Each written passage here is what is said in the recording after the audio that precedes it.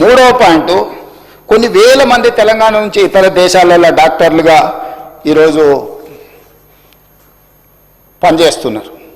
వాళ్ళు తల్లిదండ్రులను చూడడానికో ప్రాంతాన్ని చూడడానికో లేకపోతే ప్రాంతం మీద అభిమానంతో వచ్చినప్పుడు వాళ్ళు 4-5 రోజుల్లో కుటుంబ వ్యవహారాలు చక్కదిద్దుకుంటే ఒక 20 రోజులు ఎక్స్ట్రా ఉన్నప్పుడు వాళ్ళు అత్యంత అధునాతనమైన వైద్యశాలలో పనిచేయడం కూడా అత్యున్నత చదువులు చదువుకున్న డాక్టర్లు వాళ్ళందరితో నేను మా దామోదర్ రాజనరసింహ గారు మాట్లాడి ఒక ప్లాట్ఫామ్ క్రియేట్ చేస్తున్నాం. డాక్టర్ సంజయ్కి కొంచెం ఇది ఎక్కువ అవగాహన ఉండే అవకాశం ఉంది.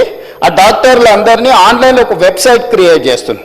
వాళ్ళు ఎప్పుడు మన ప్రాంతానికి వస్తుండ్రు, ఏ టైంలో వాళ్ళు ఈ స్పెషల్ డిసీజెస్ కానీ సర్జరీలు కానీ లేకపోతే మెడికల్ కాలేజీలకు వెళ్ళి చదువులు చెప్పడానికి సమయం ఇండికేట్ చేస్తే ఆ టైంలో వాళ్ళని ఆయా హాస్పిటల్స్లలో వాళ్ళ సేవలను వినియోగించుకోవాలని చెప్పి ఈరోజు వాళ్ళందరితో చర్చ చేసినాం.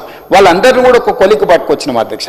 ఈరోజు ఈ ప్రాంతంలో ఉండి గ్రామీణ ప్రాంతాలలో ఉండి ఉస్మానియా కాకతీయ యూనివర్సిటీలలో మంచి చదువులు చదువుకొని ఇతర దేశాలకు వెళ్ళి గొప్ప పేరు సంపాదించిన డాక్టర్లు ఈరోజు తిరిగి సొంత ప్రాంతానికి ఏదైనా చేయాలనుకుంటున్నారు.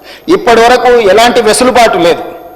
ఏ డాక్టర్ ఎప్పుడు ఇండియాకు వస్తుండు, తెలంగాణకు వస్తుండు, లేకపోతే సొంతూరుకు వస్తుండు, ఎప్పుడైనా వెళ్తుండు, అతని సమయం ఎప్పుడు ఎలా కేటాయించగలడానికి ఏమీ వెసులుబాటు లేదు. అందుకే మన ప్రభుత్వం ఈరోజు స్పష్టంగా వాళ్ళతో చర్చించి మనం ఈరోజు ఒక ప్రత్యేకంగా ఒక website medical and health department నుంచి క్రియేట్ చేసి ఏ డాక్టర్ ఏ నెలలో ఏ సమయంలో మన దగ్గరకు వస్తున్నాడో ఆ సమయంలో అతను వైద్య సేవలు ఏమన్నా అందించాలనుకుంటుండే ఇక్కడ ఉండే పేదలకు ఉచితంగా, అదేవిధంగా ఇక్కడ ఉండే మెడికల్ కాలేజీలలో వెళ్ళి అతని ఎక్స్పీరియన్సు అతని అనుభవాన్ని పాఠాల కింద ఏ విధంగా చెప్పాలనుకుంటుండో ఈరోజు విదేశాలలో నిపుణులైన డాక్టర్లను తెలంగాణ కూడా వాళ్ళ సేవల్ని వినియోగించుకోవాలనుకుంటుంది.